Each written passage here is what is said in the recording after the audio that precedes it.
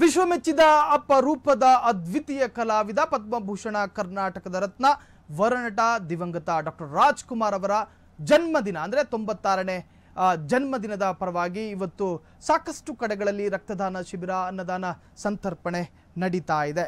ಇದು ವಿಶ್ವಮೆಚ್ಚಿದ ಅಪರೂಪದ ಅದ್ವಿತೀಯ ಕಲಾವಿದ ಪದ್ಮಭೂಷಣ ಕರ್ನಾಟಕದ ರತ್ನ ವರನಟ ದಿವಂಗತ ಡಾಕ್ಟರ್ ರಾಜ್ಕುಮಾರ್ ಅವರ 96ನೇ ಜನ್ಮದಿನ ಇವತ್ತು.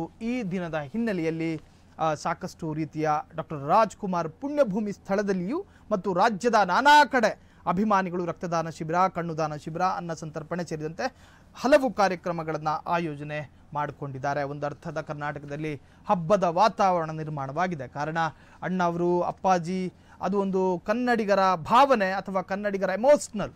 ಸೊ ಹಾಗಾಗಿ ಈ ಒಂದು ವ್ಯಕ್ತಿತ್ವದ ನೆನಪಿನಲ್ಲಿ ಇವತ್ತು ಸಾಕಷ್ಟು ಕಡೆಗಳಲ್ಲಿ ಅನ್ನ ಸಂತರ್ಪಣೆ ನಡೀತಾ ಇದೆ, ರಕ್ತದಾನ ಶಿಬಿರಗಳು ನಡೀತಾ ಇದೆ, ಒಂದಷ್ಟು ಸಮಾಜ ಸೇವೆಗಳು ನಡೀತಾ ಇದೆ.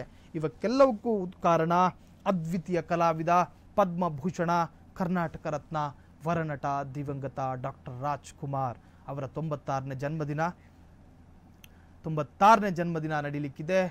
ಒಂದು ಅಭಿಮಾನಿಗಳನ್ನೇ ದೇವರ ಸ್ಥಾನಕ್ಕೆ ಕೂರಿಸಿದ ಏಕೈಕ ನಟ, ಎಸ್, ವಿಶ್ವಮೆಚ್ಚಿದ ಅಪರೂಪದ ಅದ್ವಿತೀಯ ಕಲಾವಿದ.